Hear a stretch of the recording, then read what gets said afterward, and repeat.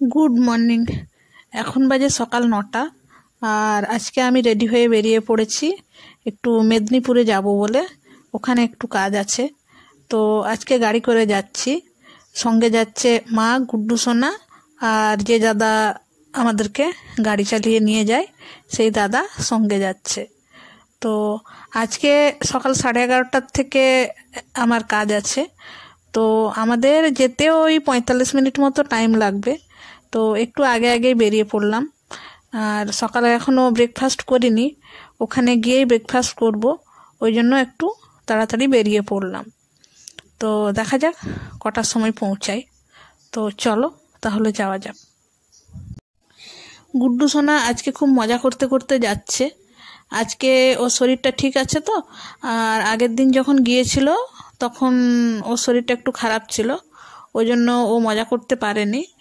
ও ঘুমিয়ে ঘুমিয়ে গিয়েছিল, কিন্তু আজকে সব ঠিকঠাক আছে, সেজন্য মজা করতে করতে যাচ্ছে। আর ও একটু বেশি দূরত্ব যদি যাওয়া যায় তাহলে ওর খুব ভালো লাগে, খুব মজাতে চলে। তো আজকেও সেরকম মজা করতে করতে যাচ্ছে। তো আমি সেই জন্যই নিয়ে যাই, যাতে ওর একটু বেড়ানোও হয়, একটু ঘোরাও হয়। তো দেখা যাক। তো আজকে যাচ্ছি এই ধেড়ুয়া রুট ধরে। এই রুটটাতে গেলে একটু তাড়াতাড়ি যাওয়া যায়, আর লোধাশুলি দিয়ে অনেকটা টাইম লাগে। তো সেজন্য এটাতেই যাচ্ছি। আর এটাতে রাস্তাটা একটু ঝাড়গ্রামের ওখানে খারাপ আছে, বাকি রাস্তা মোটামুটি সারানো হয়ে গেছে। তো সেজন্য আর এখন অতটা অসুবিধা হচ্ছে না, ওই ঝাড়গ্রামের ওখানটাতে একটু খারাপ আছে। আর আজকে আর গাড়িতে তেল ভরতে হবে না, আগে থেকে ভরে রাখা আছে। তো সেজন্য আর বেশি সময়ও লাগবে না, তাড়াতাড়ি চলে যেতে পারবো। তো মেদিনীপুর কোর্টে পৌঁছে গেছি, আর সকাল 10টার মধ্যেই পৌঁছে গেছি। কোর্ট এখনও ফাঁকা আছে, এখনও বেশি লোকজন এসে পৌঁছায়নি। তো আমরা একটু আগে আগে পৌঁছে গেলাম।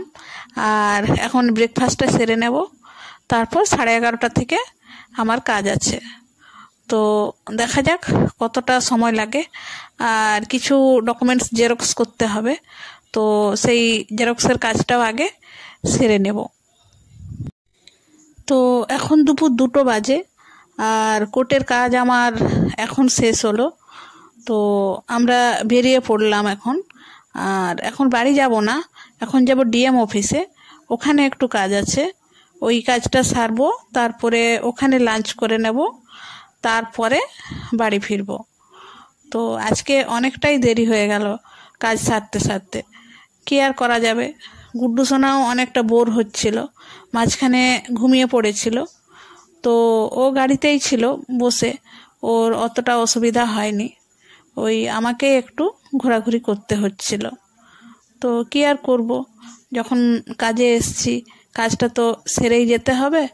আর ডিএম অফিসের কাজটাও খুব ইম্পর্টেন্ট, ওটাও সেরে যাব। তো ডিএম অফিসের কাজটা সেরে নিয়ে এখন আমরা বেরিয়ে পড়েছি বাড়ির উদ্দেশ্যে। আর লাঞ্চটাও করতে যতটুকু টাইম লাগলো সেটাই লাগলো। আর কাজটা খুব বেশি টাইম লাগেনি, 5 মিনিটের মধ্যেই হয়ে গেছে।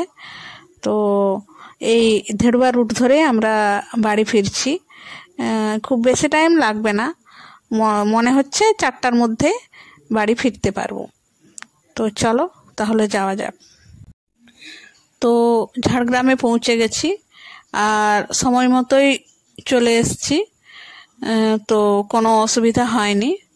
এইখান থেকে একটু বিরিয়ানি নিয়ে নেব, তারপর বাড়ি ফিরব।